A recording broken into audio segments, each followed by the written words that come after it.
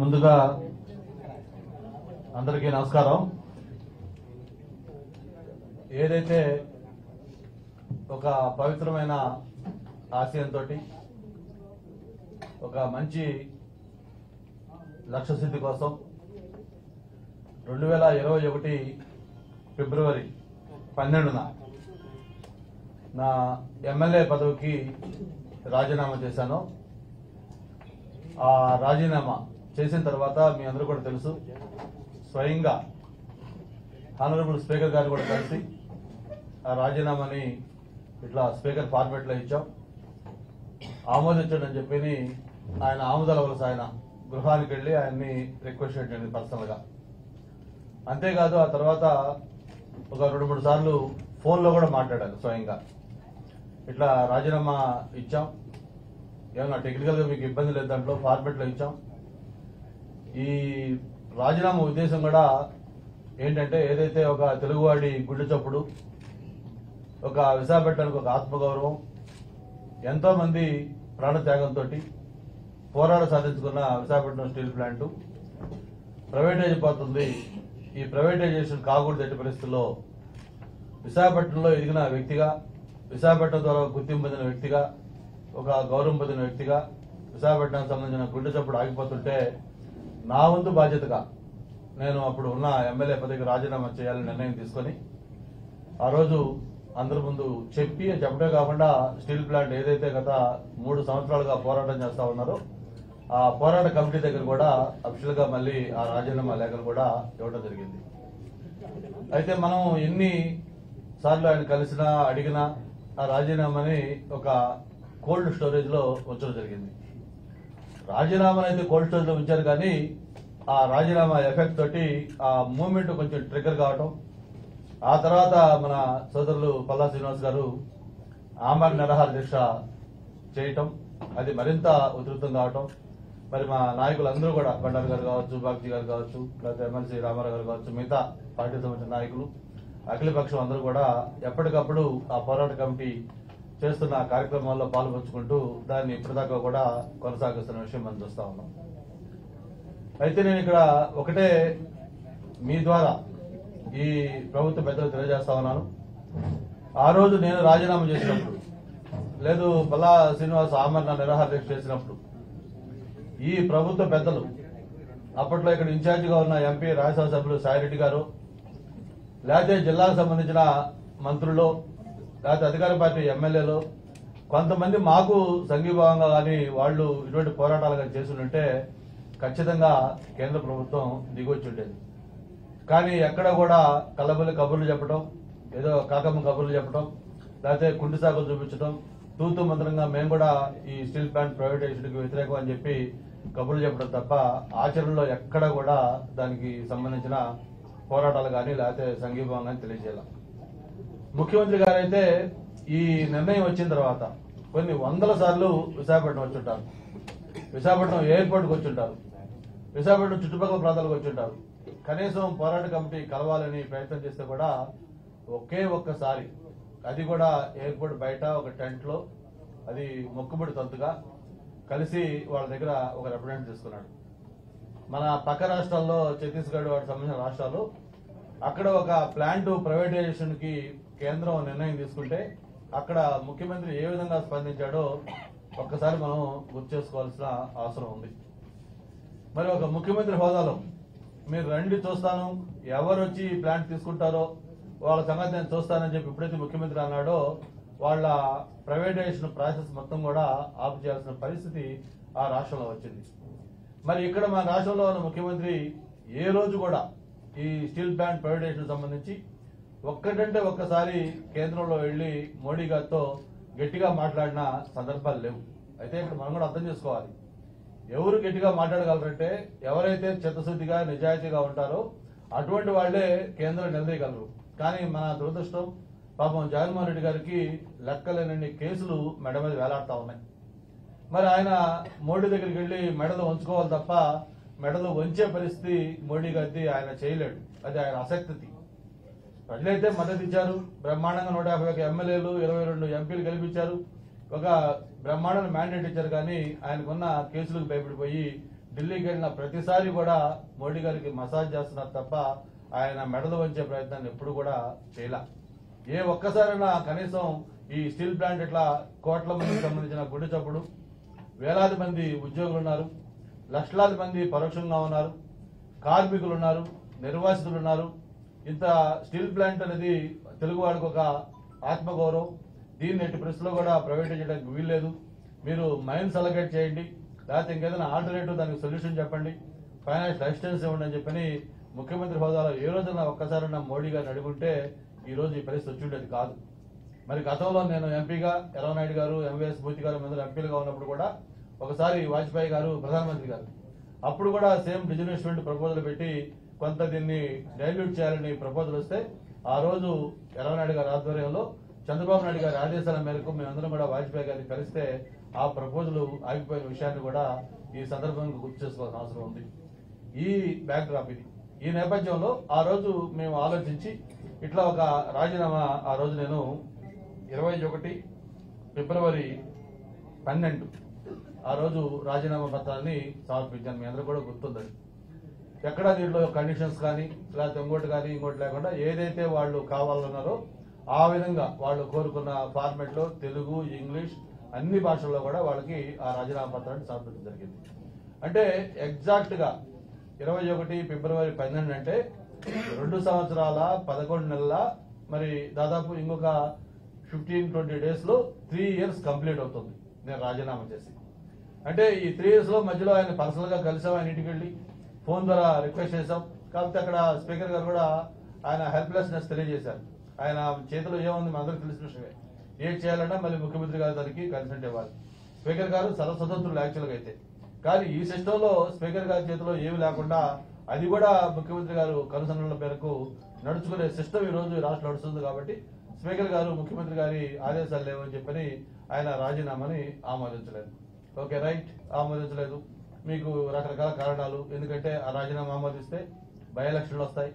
By ఎలక్షన్లు వస్తే steel plant కోసం రాజీనామా చేసిన దీని మీద ఇక్కడ పోటీ చేస్తే ఆ మ్యాండేట్ ఎలా ఉంటుందో జగన్మోహన్ రెడ్డి గారికి బాగా తెలుసు. ఈ రూలింగ్ పార్టీకి ఒక చెంప దెబ్బ తగులుతుంది. కాబట్టి ఆ రిస్క్ తీసుకోవడం ఇష్టం లేక రాజీనామాని మీరు ఏదేదో కారణాలు చెప్పి దాన్ని వాయిదా వేశారు. మరి ఈరోజు ఇక 3 నెలలు కూడా ఇంక ఎన్నికలకి టైం లేదు. ఏప్రిల్ 16 ఎన్నికలు ఆల్రెడీ పార్లమెంట్ ఎన్నికలకు సంబంధించి నోటిఫికేషన్ కూడా ఇండికేట్ చేశారు. స్టేట్ ఎలక్షన్ కూడా మొత్తం అదే డేట్ అంటే దాదాపు ఇంకొక 2 months 20 days లో ఎలక్షన్లకు మొత్తం మన రాష్ట్రంలో జరగబోతా ఉన్నాయి. అంటే 3 ఏళ్ల క్రితం చేసిన రాజీనామాని 3 నెలలు కూడా లేని ఈ సమయంలో ఈ రాజీనామాని ఇప్పటికిప్పుడు ఒక దొంగచాటుగా కనీసం రాజీనామా చేసి 3 ఏళ్ళు అయితే అప్పుడు రాజీనామా చేశారు, స్టిల్ దానికి మీరు హోల్డ్ అయి ఉన్నారా లేదా, మీ రాజీనామాని యాక్సెప్ట్ చేయమంటారు వద్దా అని కనీసం మినిమం సాంప్రదాయాలు కొన్ని విలువలు కొన్ని రోజు రాజకీయాల్లో పాటించాల్సిన అవసరం ఉంది. అది కూడా కనీసం చేయకుండా అప్పటికప్పుడు దొంగచాటుగా ఆ రాజీనామాని ఆమోదించారంటే దీంట్లో ఒక రాజకీయ కుట్ర కోణం ఏముందో మనం అందరూ కూడా అర్థం చేసుకోవచ్చు. లేదా మేమో లేకపోతే మీరో కాదు, ఈరోజు ఒక 1 year చిన్న పిల్లవాడిగా కూడా ఎందుకు ఈ రాజీనామా 3 ఏళ్ల తర్వాత హడావిడిగా యాక్సెప్ట్ చేశారు అంటే అందరికి తెలిసిన ఒకే ఒక్క సమాధానం ఏం లేదు. రానున్న రాజ్యసభ ఎన్నికలు ఉన్నాయి. రేపు ఏప్రిల్ 2వ తారీఖు తోటి ఇప్పుడున్న ఈ 3 రాజ్యసభ సభ్యులు వాళ్ళ టెన్యూర్ అయిపోతుంది కాబట్టి కొత్త నోటిఫికేషన్ వస్తుంది. మళ్ళీ ఒక 3 రాజ్యసభ ఎన్నికలు అవుతా ఉన్నాయి. ఆ రాజ్యసభ ఎన్నికల్లో గెలవాలి అంటే, ఎందుకంటే ఆయనకు మొన్న జరిగిన ఎమ్మెల్యేల ఎమ్మెల్సీ ఎన్నిక ఇంకా మర్చిపోవాలా. ఆ రోజు దిమ్మ తిరిగే ప్రశ్న ఆ రోజు మొత్తం ఫలితాలు వచ్చాయి.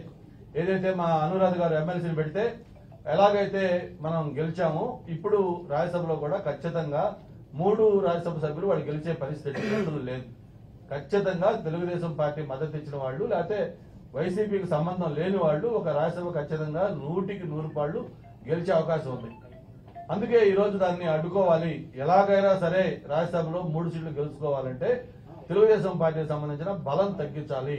ఒక్క ఓటైనా తగ్గించగలిగితే మనం దీనికి సక్సెస్ అయినటువంటి ఉద్దేశంతో అప్పటికప్పుడు హడావుడిగా ఈ రాజీనామాని యాక్సెప్ట్ చేసి మేమందరం కూడా నిన్న టీవీలో వస్తూ చూసాం. కనీసం చేసిన వాళ్ళకి కానీ లేకపోతే మిగతా వాళ్ళకి కానీ అడుగుతారు, ఇట్లా మీరు రాజీనామా చేశారు, ఈ రాజీనామాని ఇప్పుడు ఆమోదిస్తున్నాం, మీకు సమర్థమేనా లేకపోతే ఏమైనా మీకేమైనా మళ్ళీ విత్డ్రా చేసుకుంటారు సంథింగ్ అడుగుతారు. ప్రొసీజర్ అది గతంలో ఎప్పుడు రాజీనామా చేసినా కూడా ఎవరైనా అదొక ప్రొసీజర్. ఆ ప్రొసీజర్ ఎక్కడ కూడా ఫాలో కాల. దాన్ని చేసేసేసి నిన్న నోటిఫికేషన్ కూడా ఇచ్చేశారు దీన్ని ఆల్రెడీ. మొత్తం నేను యాక్సెప్ట్ చేయటం వెంటనే ఆ అసెంబ్లీ సీటు ఖాళీ అయిపోయినట్టుగా దీన్ని నోటిఫికేషన్ లో కూడా పెట్టేయడం జరిగింది. అంటే ఎంత కుట్ర కోణంతో ఈ ప్రభుత్వం పనిచేస్తుందో అందరం కూడా అర్థం చేసుకోవాలని చెప్పి కూడా తెలియజేసుకుంటూ, నేను ఏదైతే ఆ రోజు రాజీనామా చేశానో దానికి ఇప్పటికి కూడా నేను కట్టుబడి ఉన్నాను. నాట్ ఓన్లీ రాజీనామా, ఆ భగవంతుడి దయ వల్ల విశాఖ ప్రజల ఆశీస్సులతోటి మా చంద్రబాబు నాయుడు గారి యొక్క దీంతో ఇప్పటిదాకా అన్ని పదవులు కూడా చేసే అదృష్టం అవకాశం నాకు కలిగింది. చిన్న వయసులోనే ఎంపీ అయ్యాను, కంబైన్డ్ స్టేట్ లో మంత్రి చేశాను, కొత్త స్టేట్ లో మంత్రి చేశాను, 4 సార్లు ఎమ్మెల్యేగా గెలిచాను. కంటిన్యూగా 99 నుంచి ఇప్పటిదాకా కూడా ఏదో ఒక పదవిలో ఉంటూ వచ్చాను. మరి ఇదే కాదు, భవిష్యత్తులో విశాఖ స్టీల్ ప్లాంట్ సంబంధించి దాన్ని కాపాడుకోవడం కోసం ఎలాంటి త్యాగానికైనా మేమందరం సిద్ధంగా ఉన్నాం. నాట్ ఓన్లీ ఎమ్మెల్యే పదవుల రాజీనామాలు, ఇంకా అవసరం అయితే అంతకు మించి త్యాగాలకు కూడా మేము సిద్ధంగా ఉన్నాం అని చెప్పి ఈ సందర్భంగా తెలియజేసుకుంటూ, ఏదైతే జగన్మోహన్ రెడ్డి గారు మాట తప్పను మడం తిప్పనున్నాడో, ఎలా రాజకీయం మడత పడుతున్నాడో మనం చూస్తా ఉన్నాం. ముఖ్యంగా విలువలకు సంబంధించి ఆయన మాట్లాడాయన ఆ విలువలకు ఎలా సిలువలు వేస్తా ఉన్నాడో మనం చూస్తా ఉన్నాం. నేను జగన్మోహన్ రెడ్డి గారిని ఒకటే ఛాలెంజ్ చేస్తా ఉన్నాం ఈ మీడియా ద్వారా. మేము స్టీల్ ప్లాంట్ ప్రైవేటైజేషన్ కాకుండా ఉండటం కోసం రాజీనామా చేసి ఎలా పోరాటానికి సిద్ధమయ్యామో, మీకు దమ్ము ధైర్యం ఉంటే మీరు ఎప్పటికైనా సరే కేంద్రాన్ని నిలదీయగలరా? లేకపోతే పార్లమెంట్ లో రేపు సెషన్ జరుగుతా ఉన్నాయి, మీ పార్లమెంట్ సభ్యులు దాని మీద పోరాటం చేయగలరా? అవసరం వస్తే మొత్తం ప్లే కార్డు పెట్టుకుని మేము పార్లమెంట్ లో స్తంభింపు చేయగలరా? లేదు మేము రాజీనామా చేస్తాం గంటా శ్రీనివాసరావు చేసినట్టుగా, లేదు పల్లా శ్రీనివాస్ చేసినట్టుగా మేము ఆమరణ దీక్ష చేస్తామని చెప్పే దమ్ము ధైర్యం మీ పార్టీలో నాయకులకు కానీ మీకు కానీ ఉందా అని చెప్పని ఈ సందర్భంగా ఒకటే అడుగుతా ఉన్నాం. మీకు ఏదైతే రాజ్యసభ జరుగుతా ఉన్నాయో, ఈ రాజ్యసభ ఎన్నికల్లో ఒక పక్క మనం చూస్తా ఉన్నాం రోజు రోజు జరుగుతున్న పరిణామాలు. ఎందుకంటే ఇప్పటికే దాదాపు ఒక 50 మందికి పైగా వైఎస్ఆర్ పార్టీకి సంబంధించిన శాసనసభ్యులు రకరకాల కారణాలతోటి ఆ పార్టీ పట్ల అసంతృప్తిగా ఉన్నారు. అంటే మామూలుగా ప్రజలు ఎలాగూ అసంతృప్తిగా ఉన్నారు. ఎప్పుడెప్పుడు ఎన్నికలు వస్తాయా, ఆ ఎన్నికల్లో మొత్తం అంతా చేయాలని చెప్పేదానికి రెడీగా ఉన్నారు. మరి ఈరోజు ప్రజలే కాకుండా పార్టీకి సంబంధించిన నాయకులు కూడా అసంతృప్తిగా ఉంటాం. ఒక పక్క వరుసగా చూస్తా ఉన్నాం. పేపరు పొద్దునే తెలిస్తే యాంగ్జైటీగా అందరూ చూస్తున్నారు. ఈ రోజు ఎన్ని వికెట్లు పడ్డాయి అంటే, వికెట్లు అంటే క్రికెట్ వికెట్లు కాదు, ఎంపీలా ఎమ్మెల్యేలా ఎంతమంది వైసీపీ పార్టీకి రాజీనామా చేస్తా ఉన్నారు, ఎంతమంది ఈ రోజు వైసీపీ మీద ధ్వజెత్తా ఉన్నారు. అలాగే టీవీ న్యూస్ చూస్తా ఉంటే షండగా అన్ని న్యూస్ ఉండగా షండగా మొత్తం స్క్రీన్ మొత్తం బ్రేకింగ్ పెట్టి తాజా వార్త అని చెప్పి ఇప్పుడే ఒక ఎంపీ రాజీనామా, లేకపోతే ఇప్పుడే ఒక ఎమ్మెల్యే రాజీనామా, ఇప్పుడే ఇంకొక ఈడు ధ్వజం ఎత్తారు. ఇట్లాగా ఒక అధికార పార్టీ 151 మంది శాసనసభ్యులతోటి 22 మంది ఎంపీలతోటి చరిత్రలో ఇప్పుడు విధంగా ఓట్ బ్యాంక్ తోటి వచ్చిన ఒక పార్టీ 4 సంవత్సరాల 9 నెలల సమయంలో ఇంత అప్రతిష్టకాలు కావడం ఇదే ఫస్ట్ టైం. మరి ఎలాగా ప్రజలు దీని మీద గుణపాఠం చెప్పడానికి సిద్ధంగా ఉన్నారని చెప్పని తెలియజేసుకుంటూ, ఏదైతే నా రాజీనామా అంగీకరించారో దాని మీద నేను ఒకటే జగన్మోహన్ రెడ్డి చెప్తా ఉన్నాను, ఇది నీ భవిష్యత్తుకి ఒక చెల్లు చీటి. ఈ నిర్ణయంతో మీరు ఒక అధపాతాళానికి మీరు పడిపోతా ఉన్నారు. ఎలాగైతే విశాఖపట్నం బ్లాస్ట్ ఫర్నేస్ అక్కడ స్టీల్ ప్లాంట్ లో ఉందో, ఆ బ్లాస్ట్ ఫర్నేస్ లో మీ రాజకీయ పార్టీకి సంబంధించి మీరు తీసుకున్న నిర్ణయాల వల్ల మీ పార్టీని దాంట్లో వేసేయడం ఖచ్చితంగా కరెక్ట్. రేపు త్వరలో జరుగుతున్న ఎన్నికల్లో మీకు గుణపాఠం చెప్పడానికి ప్రజలు సిద్ధంగా ఉన్నారని చెప్పిన కూడా ఈ సందర్భంగా తెలియజేసుకుంటూ, అయితే ఇక్కడ ఒకటే నేను తెలియజేస్తా ఉన్నాను, మీరు ఒక రాజకీయ కుట్రకోణంతో, ఒక రాజకీయ దురుద్దేశంతో విలువలు పక్కన పెట్టి సాంప్రదాయాలు పాటించకుండా ఈ రాజీనామాను ఇలా యాక్సెప్ట్ చేశారు. కాబట్టి మీరు ఏ లక్ష్యంతో అయితే చేశారో మీ లక్ష్యం ఒకటే. ఏదో 2 నెలలు 3 నెలల్లో ఎలక్షన్ జరిగిపోతా ఉండగా రాజీనామా ఆమోదించేస్తే నాకు జరిగే నష్టమే లేదు. ఎందుకంటే ఇక 2 నెలలు ఎలాగో ఎలక్షన్లు వస్తా ఉన్నాయి, 1 మంత్లో ఎలక్షన్ కోడ్ వస్తా ఉంది, ఎమ్మెల్యేలు అందరూ కూడా మామూలు అయిపోతారు. ఇటువంటి సమయంలో ఎమ్మెల్యే పదవి గురించి కంటే కూడా మీరు ఏదైతే ఆశించారో, మీరు ఏ లక్ష్యంతో అయితే మీరు ఈ రాజీనామా ఇంత హడావుడిగా దొంగచాటుగా దీన్ని ఆమోదింపు చేశారో, ఆ లక్ష్యం నెరవేరకుండా ఉండాలంటే రాజ్యసభలో నేను సంబంధించి రేపు ఎన్నికల్లో ఓటేసే అవకాశం నేను కల్పించుకోవాలి. దానికి ఏ విధంగా అవకాశం ఉంటుందో నేను ఇప్పటికే న్యాయ నిపుణులతో మాట్లాడుతా ఉన్నాం. ఇవి గతంలో చాలా కేసెస్ ఉన్నాయి. ఏదైనా దీనికి టెక్నికల్ గా చేసింది వాళ్ళు తప్పని చెప్పి అందరూ కూడా చెప్తా ఉన్నారు. మా పార్టీ పెద్దలతో మాట్లాడాం, పార్టీ నాయకత్వం కూడా దీని మీద సీరియస్ గా లీగల్ సెల్ వర్కౌట్ చేస్తా ఉంది. ఏ విధంగా దీన్ని మనం సంప్రదించాలి, ఏ విధంగా మనం రాజ్యసభలో ఓటు వేసుకోవాలి అని చెప్పిన దాని మీద కూడా ఆలోచించి దాని నిర్ణయం తీసుకుంటాం. తప్పకుండా ఈ న్యాయంలో మాకు న్యాయం జరుగుతుంది, న్యాయం ద్వారా ఈ కోర్టుల ద్వారా అని చెప్పి మేము భావిస్తా ఉన్నాం. దాన్ని కూడా ఎగ్జామిన్ చేస్తున్నాం అని చెప్పి కూడా తెలియజేసుకుంటూ, విశాఖపట్నం రాజీనామా యాక్సెప్ట్ చేసిన తర్వాత ఎయిర్పోర్ట్కి వచ్చినప్పుడు అపూర్వంగా స్వాగతం పలికిన అందరికీ కూడా ధన్యవాదాలు తెలియజేసుకుంటూ, ప్రత్యేకించి స్టీల్ ప్లాంట్ సంబంధించి నిర్వాసితులు కానీ అలాగే పోరాట కమిటీ గారు వాళ్ళందరూ కూడా వచ్చారు. వాళ్ళు కూడా చాలా సంతోషంగా దాన్ని స్వాగతిస్తున్నాం. సార్ మీ రాజీనామా మా ఉద్యమానికి మరింత ఉపయోగపడుతుందని చెప్పి రేపు ఒకసారి స్టీల్ ప్లాంట్ కూడా విజిట్ చేయమని చెప్పారు. తప్పకుండా మన జిల్లా అధ్యక్షులు పెద్దలంతా కూడా మాట్లాడి రేపు ఎప్పుడు స్టీల్ ప్లాంట్ పోరాట కమిటీ దగ్గరికి వెళ్ళాలి, దాన్ని ఎలా మరింత ముందుకు తీసుకెళ్లాలని కూడా వాళ్ళందరితో మాట్లాడి ఫ్యూచర్ యాక్షన్ ప్లాన్ కూడా తయారు చేసుకుంటామని చెప్పి కూడా తెలియజేసుకుంటూ, జగన్మోహన్ రెడ్డి గారు మీరు రాజకీయంగా ఈ నిర్ణయంతో ఒక దొంగచాటు ఈ వ్యవహారం ద్వారా పాతాళానికి మీరు పడిపోయారు రాజకీయంగా. ఎందుకంటున్నామంటే ఏదైనా రాజకీయాల్లో ఫెయిల్ గా చేసుకుంటే దాని పెద్ద ఎవరు బాధపడరు, దాన్ని అందరూ అప్రిషియేట్ చేస్తారు. నేను ఆ రోజు రాజీనామా చేసినప్పుడు మీరు యాక్సెప్ట్ చేస్తుంటే మిమ్మల్ని ఎవరు ఏమనలేరు. 3 సంవత్సరాలు కావాల్సిన తర్వాత ఇంకా 3 నెలలు కూడా ఎన్నికలు లేకపోతే ఈ సమయంలో కేవలం రాజ్యసభ ఎన్నికల్లో లబ్ధి పొందాలి అనే ఒక కారణంతో మీరు చేసిన ఈ నిర్ణయాన్ని మీ రాజకీయ సమాధికి ఇది ఎదుగుతుందని చెప్పి కూడా ఈ సందర్భంగా తెలియజేసుకుంటూ, మీకు ఇప్పటికైనా సరే చిత్తశుద్ధి ఉంటే, నిజాయితీ ఉంటే, దమ్ము ధైర్యం ఉంటే ఈ స్టీల్ ప్లాంట్ ప్రైవేటైజేషన్ కాదు, నేను దీనికి పూచి మా పార్లమెంట్ సభ్యులు పోరాడతారు, అవసరం వస్తే మేము ఏ స్థాయికి వెళ్తాము అని మీరు చెప్పి మీ చిత్తశుద్ధి నిజాయితీ నిరూపించుకోమని చెప్పి కూడా తెలియజేసుకుంటూ, మీరు ఏ లక్ష్యంతో అయితే ఈ రాజీనామాని అకస్మాత్తుగా దొంగచాటుగా అప్పటికప్పుడు ఆమోదించారు, ఆ లక్ష్యం నెరవేరకుండా ఎలా చేయాలో మేము న్యాయపరంగా కూడా దీని మీద ఆలోచిస్తున్నామని చెప్పి కూడా మీకు తెలియజేస్తా ఉన్నాం. సార్, సమైక్యాంధ్ర ఉద్యమాలు తెలంగాణ ఉద్యమాలు జరిగినప్పుడు కూడా అప్పుడు ఎమ్మెల్యేలు రాజీనామా చేశారు. అప్పుడు స్పీకర్ అందరూ పిలిపించి మాట్లాడారు, మీరు దీన్ని నిజంగా మీరే చేశారా అని. ఇప్పుడు అలాంటిది ఏది లేదు కదా, మీరు దీన్ని ఎలా ముందుకు వెళ్తారు?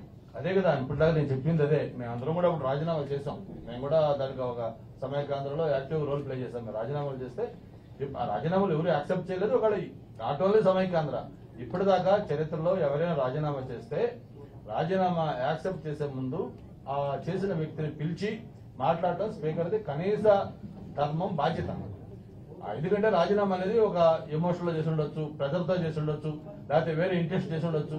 ఇవన్నీ కరెక్టా కాదని ఒకసారి చెక్ చేసుకుంటారు స్పీకర్ అని. ఖచ్చితంగా పిలిచి ఇదిగో బాబు ఇట్లా రాజీనామా వచ్చింది, ఇచ్చావు, ఈ రాజీనామా కట్టుబడి ఉండవా, మేము చేస్తున్నాం అని చెప్పిన తర్వాత ఆయన చెప్పిన తర్వాత రాజీనామా యాక్సెప్ట్ చేస్తారు. అంతే తప్ప 3 ఏళ్లు దాన్ని కోల్డ్ స్టోరేజ్ లో పెట్టి అసలు దాని మీద మనం పర్సనల్ గా కలిసినా రెస్పాండ్ కాకుండా ఫోన్ లో అడిగితే కూడా ఆయన నవ్వి మీకు తెలుసు కదా అని చెప్పిన వ్యక్తి ఇప్పటికిప్పుడు ఇంకా 3 నెలలు కూడా లేవు, మీకు తెలుసు ఎలక్షన్ షెడ్యూల్ ఎప్పుడున్నా తెలుసు. ఈ సమయంలో దీన్ని యాక్సెప్ట్ చేశారంటే దాంట్లో రాజకీయ కుట్రకోణం, జగన్మార్గ్ రాజకీయం అంతే. ఇది ఖచ్చితంగా దీంట్లో ఒక కుట్ర, ఒక దురుద్దేశం తప్ప ఏదో ఫెయిల్ గా దీన్ని చేయలేదు. అందుకే దాన్ని ఆయన ఏ లక్ష్యంతో చేసాడో లక్ష్యం నెరవేరకుండా మేము దాన్ని న్యాయపరంగా పోరాటం కూడా చేయాలని ఆలోచిస్తాం. సార్, ఇప్పుడు 2 months ఉందన్నారు, ఎలక్షన్ 2 months ఉన్నాయి. ఇప్పుడు మీరు రాజీనామా వాళ్ళు ఇప్పుడు యాక్సెప్ట్ చేసినా సరే ప్రాబ్లం లేదని చెప్పారు మీరు 2 months. మరి దేని వల్ల వాళ్ళు చేసి ఉండొచ్చు, ఇప్పుడు ఏ లాభం లేదు. అదే కదా చెప్పింది. దానికి నేను లేదా నువ్వు కాదు, ఒక చిన్న పిల్లడు చెప్తాడు రేపు రాజ్యసభ ఎన్నికలు వస్తున్నాయి, రాజ్యసభ ఎన్నికలు అంటే ఎమ్మెల్యేలు ఓట్లు, ఎమ్మెల్యేల పరంగా ఈ రోజు ఆయన సంక్షోభంలో ఉన్నాడు. ఎంత సంక్షోభం అంటే పేపర్ తెరిస్తే లేకపోతే టీవీ ఆన్ చేస్తే ఏ ఎమ్మెల్యే రాజీనామా చేశాడు, ఏ ఎంపీ రాజీనామా చేశాడు, ఎవరు బయటకు వెళ్ళిపోతా ఉన్నారు చూస్తా ఉన్నాం. దాదాపు 50 మంది పైగా ఎమ్మెల్యేలు అసమ్మతిగా ఉన్నారు వైసీపీలో. వాళ్ళందరూ కూడా ఓట్లు లేకపోతే 3 రాష్ట్రాలు గెలవరు. కాబట్టి 3 రాష్ట్రాలు గెలవాలంటే ఎమ్మెల్యేల సంఖ్య తెలుగుదేశం పరంగా తగ్గించాలి.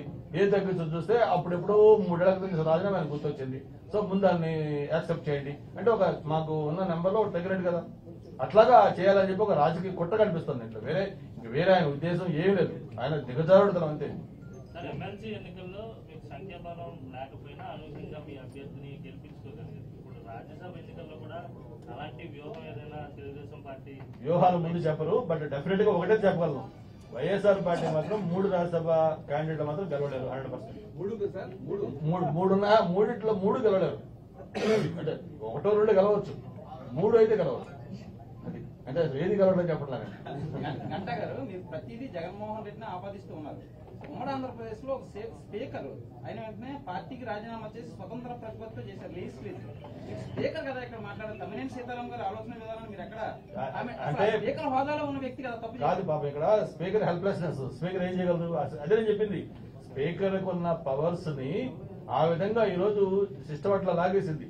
Speaker helplessness. నేను ఆయన పర్సనల్ కలిశాను, అలాగే ఫోన్ లో మాట్లాడాను. ఆయన ఏం చేయడం ఆసక్తి ఆయన వ్యక్తపరిచాడు. ఈ రోజు జగన్మోహన్ రెడ్డి గారు ఏం చెప్తే ఆయన కనుసన్నల్లో ఆయన మాటలకు అనుగుణంగా ఈ రోజు స్పీకర్ వ్యవస్థ కూడా నడుస్తుంది. కాబట్టి 2 నెలలు కూడా లేట్ అయ్యారు. ఈ రోజు ఆ రాజీనామా ఆమోదం చేశారు. ఆమోదించిన తర్వాత స్పీకర్ తో ఏమైనా మీరు మాట్లాడడం ఇంకా నోటిఫికేషన్ ఇచ్చినాక మాట్లాడే అవసరం ఉందండి. ఏం మాట్లాడు? మీరు కోర్టుకి వెళ్తారని చెప్పేసి కూడా ఏదో హైకోర్టులో ఏదో వేస్తారు కూడా నేను న్యూస్ వచ్చింది. కోర్టుకు వెళ్తాను కదా. ఇప్పుడు అక్కడ ఆయన ఏ లక్ష్యంతో అయితే రాజ్యసభ ఎన్నికల్లో ఎమ్మెల్యేలు ఓట్లు వేయకుండా ఉండడం కోసం మా రాజీనామా ఈ రోజు ఆమోదించారు. దాన్ని ఎలా మేము ఓవర్కమ్ కావాలి దాని మీద మా పార్టీ లీగల్ సెల్ దాన్ని ఎగ్జామిన్ చేస్తా ఉంది. దాని ప్రకారం మేము చాలా ఆశ్చర్యజనక విషయం ఏంటంటే మొత్తం అంతా వివరణ ఇచ్చారు పెద్దలు గంటా శ్రీనివాసరావు మాజీ మంత్రి గారు. నేను ఒకటి అడుగుతున్నాను స్పీకర్ గారు, మెయిన్ పాయింట్ కూడా, స్పీకర్ అనేవాడు స్వయం ప్రతిపత్తి. ఎప్పటి నుంచో మన పార్లమెంటు విధానంలో పద్ధతులు సాంప్రదాయాలు ఉన్నాయి. నిన్న ఆమోదించే ముందు కూడా ఆయన ఫోన్ చేయాలి. ఎందుచేతంటే ఇది ఫ్రెష్ రాజీనామా కాదు, కోల్డ్ స్టోరేజ్లోనే రాజీనామా అయితే 3 సంవత్సరాలు అయిపోయిన తర్వాత ఆమోదించినప్పుడు కూడా మామూలుగా కొన్ని రాజీనామాలు ఆమోదించినప్పుడు చెప్తారు, వెళ్ళి స్పష్టంగా కలిసినప్పుడు ఆయన ఫోన్ చేసినప్పుడు. ఇది గంటా గారు చేసింది ఏంటి? ఆవేళ ఒక భావోద్వేగంతో స్టీల్ ప్లాంట్ ప్రైవేట్ అయిపోతే కొన్ని వేల కార్మికులు అన్యాయం అయిపోతుందని భావోద్వేగంతో చేశారు. అయిపోయి 3 ఏళ్ళు అయింది. ఉద్యమం కూడా చాలా కాలం నడిచింది. కానీ ఈ రోజు చేశాడు అంటే ఈ జగన్మోహన్ రెడ్డికి ఎంత దిగజారి మనిషో, ఎంత భయంతో ఉన్నాడు. ఎందుచేతంటే 151 మంది గెలిచినటువంటి దుర్మార్గుడికి ఇప్పుడు పిరితనం వచ్చింది. మామూలు పిరితం తాడేపల్లి కొంప పైనుంచి రావాలంటే భయపడుతున్నాడు. ఎవరి కోసం భయపడుతున్నాడు? ఏదో అంగన్వాడీ ఉద్యమాలు చేస్తారు వాళ్ళు కొడతారనో, లేదా సర్వశిక్ష అభియాన్ ఉద్యమాలు చేస్తున్నారు వాళ్ళు కొడతారనో, టీచర్స్ ఉద్యమాలు చేస్తున్నారు వాళ్ళు కొడతారనో, రేపో మాపో వీఆర్ ఈ రెవెన్యూ వాళ్ళు స్ట్రైక్ చేస్తారు వాళ్ళు కొడతారని కాదు. జగన్మోహన్ రెడ్డి ఎంతగా దిగజాలంటే వాళ్ళ వైకాపా వాళ్ళే తన్నుతారనే భయంతో ఉన్నాడు. ఇవాళ చూశాను అన్ని నియోజకవర్గాల్లో రోజు ఒక నియోజకవర్గం ఈ జగన్మోహన్ రెడ్డి తిడుతున్నారు. దాన్ని డైవర్ట్ చేసి రేపు బెదిరించాలని శాసనసభ్యులు ఇప్పటికే 60 మంది ఉన్నారు పైన. ఆయా పార్టీ వాళ్ళతో ఫోన్లో కలిసో దొంగసాటో రహస్యంగా కలుస్తూ ఉన్నారు. ఆ 60 మంది వెళ్ళిపోతారు. కనీసం గంటా గారు రాజీనామా ఆమోదించేసిన తర్వాత ఇంకొక డ్రామా ఆడుతున్నాడు. నోటీస్ ఇస్తుంది ఇప్పుడు స్పీకర్. ఎప్పుడు మద్దాలగిరి, ఎప్పుడు వాజ్పేయి గణేష్ కుమార్, ఎప్పుడు కర్ణం బాలరాము, ఎప్పుడు వంశీకృష్ణ, ఎప్పుడు మేము లాకిచ్చాం. స్పీకర్ కళ్ళు మూసుకున్నాడు. ఎంతవరకును స్పీకర్ ఆఫీస్ ఏమైనా గాజు కాస్తున్నా స్పీకర్ ఆఫీసులో సెక్రటరీ అడుగుతున్న గాజు కాస్తున్నా. అప్పుడు నోటీస్ ఇస్తే 4 రోజుల్లో రద్దు అవుతుంటే కోడ్ వస్తూ ఉంటే ఇప్పుడు నోటీసులు అంటే 60 మందికి బెదిరింపు అనమాట. మిస్టర్ జగన్మోహన్ రెడ్డి నీ దిక్కుమాలి పదవుడు అడగదని చెప్తున్నాయా? నీ దగ్గర ఎమ్మెల్యే చేసిన ఒకటే, చివరికి అక్కడ బార్కు అనుకోని సెప్రాయి ఉద్యోగం చేసిన ఒకటేనయ్యా. చెప్తున్నారు మీ ఎమ్మెల్యే చెప్తున్నారు మాకు పనికిమాల ఉద్యోగం మాకేముంది, జీతాలు బచ్చాలి తప్ప అంతా సజ్జల సుబ్బారెడ్డి లేదా విజయసాయి రెడ్డి అని. అందుచేతనే ఈవేళ 60-70 మంది ఎమ్మెల్యేలు నీకు వ్యతిరేకంగా ఉన్నారు. ఆ రాజ్యసభలో నీకు ఎవరిగా ఓటేస్తారు. ఒక రాజ్యసభ పోతుంది, పోతే 100 కోట్ల రూపాయలు పోతాయి అన్న భయంతో ఇవాళ ఎగ్జాంపుల్గా గంటా శ్రీనివాసరావు రాజీనామా ఆమోదించారు. అది ఏం పర్వాలేదు అంటే ఈ రాజీనామా ప్రొసీజర్స్ లో కరెక్ట్ కాదు. రాష్ట్ర గతంలో కర్ణాటకలో చూసాం, మహారాష్ట్రలో చూసాం. వారు చెప్పకపోవచ్చు, డెఫినెట్గా మేము ఛాలెంజ్ చేస్తాం. స్పీకర్ ఆఫీసుని పార్టీని చేస్తాం. ఎవరిని అడిగి నువ్వు రాజీనామా చేసావు, నీ స్వయం ప్రతిపత్తి కాదు, ప్రజల ఆఫీసు గెలిచిన సీట్ ఇది. రాజీనామా చేసి 3 అనొచ్చు రాజీనామా చేశారని. చేసాం. ఎప్పుడు చేసాం? ఇంతవరకు ఏం కళ్ళు మూసుకున్నావు నువ్వు. అందుచేత అది తక్షణమే ఎలాగైతే నోటిఫికేషన్ అయిపోయింది. ఇక స్పీకర్ చేతిలో ఏమీ లేదు. స్పీకర్ ఉన్నామంటే స్పీకర్ లేకపోయినా అక్కడ. అది చేత డెఫినెట్గా ఇది న్యాయస్థానం మేము పోరాడతాం. పార్టీ పరంగా వారికి వ్యక్తిగతం వేరే ఉండొచ్చు, మేము మాత్రం పోరాడతాం. పోరాడి రేపు ఏదైతే రాజ్యసభలో ఆయన ఓటు సాధిస్తాం, ఎన్నికల కూడా వెళ్తాం. అంచేత అది భయపడొద్దని, ఇలాంటి దుర్బుద్ధులు చేయొద్దని జగన్మోహన్ రెడ్డి ఈ పత్రం పరం అయిపోయింది. ఈ ఎమ్మెల్యే చెప్పారు, ఎంపీ చరిత్ర లేదు. 6 ఎంపీలప్పుడు 4 ఎంపీలప్పుడు రాజీనామా, రేపు ఎల్లుండో సాయంకాలానికి తాజా వార్త. ఎమ్మెల్యేలు మళ్ళీ పిలిచి వెనక్కి మొన్న ఏమో తోసేశాడు చెత్తలోకి, మళ్ళీ చెత్త ఎదుగుతుండ్రు. చెత్త అమర్నాథ్ ఎక్కడ ఉన్నాడు, ఇంకోటి ఎవరు ఎక్కడ ఉన్నాడండి. అందుచేత ఈ చెత్త అంతా కూడా నేను వేసుకుంటాను. జగన్మోహన్ రెడ్డి రెడీ ఉండమని చెప్తూ, ఇంకోటి ఒక మంత్రి అవినీతి పరులని చెప్పి ఆ పార్టీ చైర్మన్ ప్రెస్కి వస్తే కళ్ళు మూసుకున్నాడు జగన్మోహన్ రెడ్డి. యాంటీ కరప్షన్ ఏం చేస్తుందండి?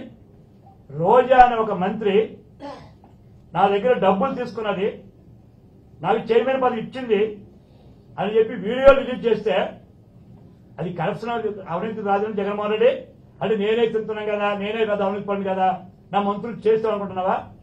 ఒక మంత్రి డైరెక్ట్ నీ పార్టీ చైర్మన్ ఆరోపణలు చేసి ప్రెస్ ముందుకు వస్తే ఇంకా మంత్రిని బర్తరఫ్ చేయాలంటే ఎంత దిగజారిపోయారో జగన్మోహన్ అర్థం చేసుకోండి.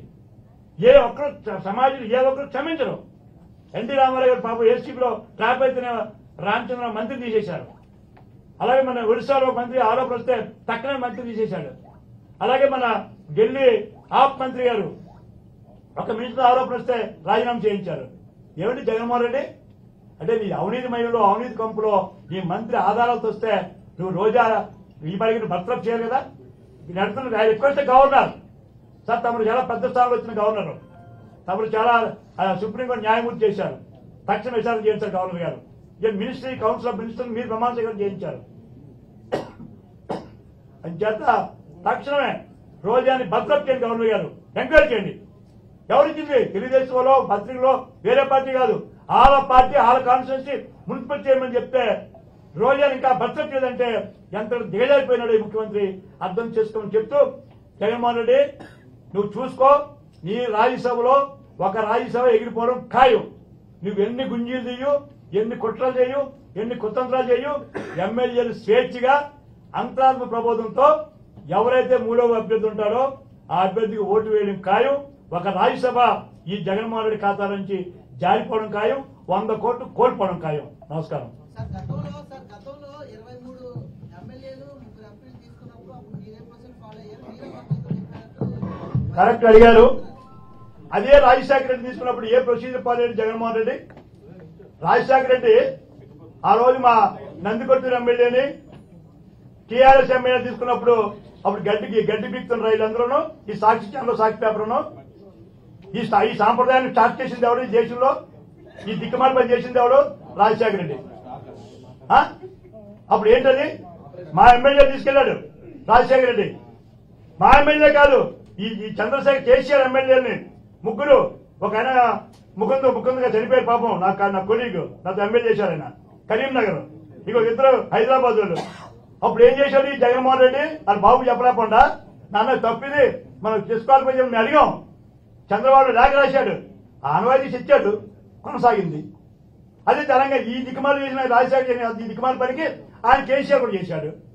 ఇది దేశంలో స్టార్ట్ అయిపోయింది, మన దగ్గర కాదు. ఒక్క రాజశేఖర్ చేసిన పొరపాటుకి ఈ జగన్మోహన్ బాబు చేసిన దానికి మొత్తం రాష్ట్రం అంతా అడ్డుకుంది జబ్బు. బండర్ గారు దావోస్ వెళ్ళలేదు ఈసారి, పక్క రాష్ట్ర సీఎం అందరూ వెళ్ళారు సార్ దావోస్ పర్యటన పెట్టుబడి ఎక్కువ ఉంది. అయ్యా ఇక్కడే మా కుక్క పెడుతుంది, ఇక్కడే 25 సెంటీమీటర్ 16-15 సెంటీమీటర్లోనే రగ్గు కప్పుకుంటాడు తాడేపల్లిలోనే, ఇంకా దావోస్ తెలవంటానండి. మరి మా కోవిడ్ మంత్రి ఏమైనా మర్చిపోయాను పాపం. మా కోవిడ్ మంత్రి పైన తిరుగుతుండవు, పైన ఎక్కడ దిగాలని చూస్తున్నాడు. అర్థమైపోయి ఉంటుంది ఎక్కడ దిగాల. చోడవరం, పెందుర్త, అనకాపల్లి, గాజువాక, ఎలమంచిల ఆయన పని ఆయనలో ఉన్నాడు. ఈయన గొప్పలు కప్పుకున్నాడు. ఇంకా దావోస్ చేశారు. ఈ దారే లేని దావోస్ చేశారు. అయితే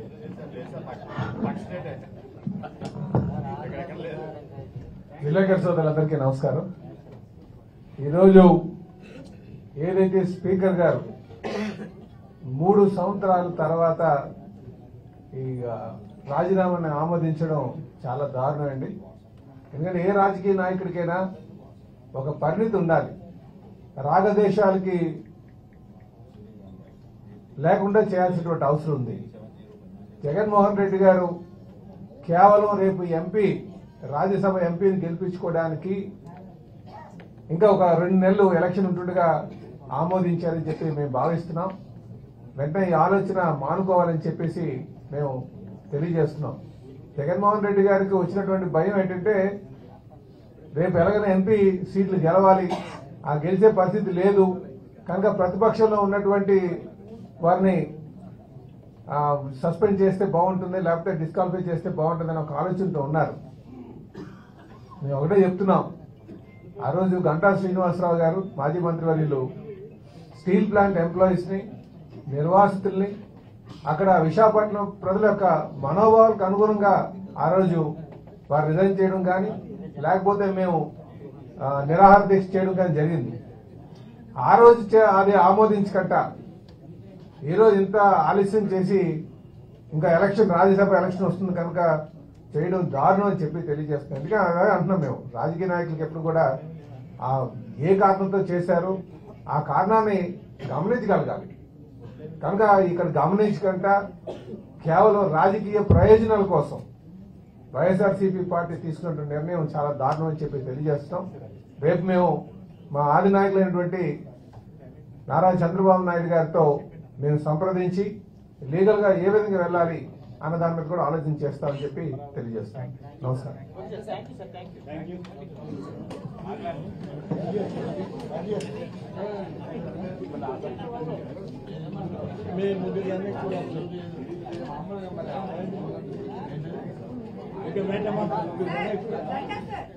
శర్మిల గారు స్టేట్మెంట్ ఇచ్చారు ఇప్పుడే, టీడీపీ వైసీపీ ఇవన్నీ కూడా బీజేపీ కుమ్మక్కు రాజకీయాలు చేస్తూ ప్రజలను మోసం ఏమైనా క్లారిటీ ఇస్తారా? ఏపీలో కుమ్మక్కు రాజకీయాలు నడుస్తున్నాయి వైసీపీ టీడీపీ పార్టీలు, తెలియకుండా ఒకరు తెలిసి ఒకరు బీజేపీతో కుమ్మక్కు అవుతున్నారు. కాదమ్మా శర్మిలమ్మ, నేనేమి విమర్శించను. నువ్వు అక్క జిల్లాడు దానివే, నువ్వు వాస్తవాలు మాట్లాడుతున్నావు నిన్నటి వరకు. ఏది ఈ రాష్ట్రంలో మొన్నటి వరకు నువ్వు మాట్లాడేది కానీ పీసీసీ ప్రెసిడెంట్ అయిన తర్వాత నువ్వు వాస్తవాలు మాట్లాడుతున్నావు. కానీ మేము ఇంకా బీజేపీతో అక్కడికి వెళ్ళలేదే, మేము బీజేపీతో కలిసి ఏం చేయలేదే. ముందు మీ జగన్ అన్న ముందు మొన్నటి వరకు రాజశేఖర్ జగన్మోహన్ అన్న నిన్న అన్నావు, మీ అన్నతో చెప్పు. ఆ తెర తీసేసి పైకి వచ్చి ధైర్యంగా మా స్టీల్ ప్లాంట్ పోరాడమని ఇక్కడ ఈ జిల్లాలో కనుక ఒక లేఖ రాయమని ధైర్యం ఉంటే మీ అన్ననే. మాకేం కొమ్మక్కలేదు. తర్వాత మేము ఏం కొమ్మక్క అవడానికి కొత్తగా మేము రాలేదు శర్మిలమ్మా. 2014లో మేము కలిసి వెళ్ళాం, బీజేపీ జనసేన తెలుగుదేశం వెళ్ళాం, 99లో వెళ్ళాం, 2004లో వెళ్ళాం. మాకు కొమ్మక్క ఎలాగవుతుంది? కలిసి వెళ్ళి కలిసి వస్తున్న పార్టీలు ఇవి. కొత్తగా మేము కాంగ్రెస్తో వెళ్ళినా వైకాపతి వెళ్తే కొమ్మక్కే. మాకెప్పుడు బీజేపీ కొమ్మక్క కూడా ఉండదాం, ధైర్యంగా వస్తాం శర్మిలమ్మ. కానీ నువ్వు మళ్ళీ డైవర్ట్ అయిపోక తల్లి నా మాటను. నువ్వు చక్కగా పోరాడుతున్నావు, నేను పీసీసీ ప్రెసిడెంట్ నేను అభినందిస్తున్నాను అనుకోవద్దు. కానీ నువ్వు నిన్న మొన్న మంచి పాయింట్ చెప్పావు, మీ అన్న మీద వాస్తవాలు చెప్పావు, ఆ వాస్తవాలు కొనసాగించమ్మా.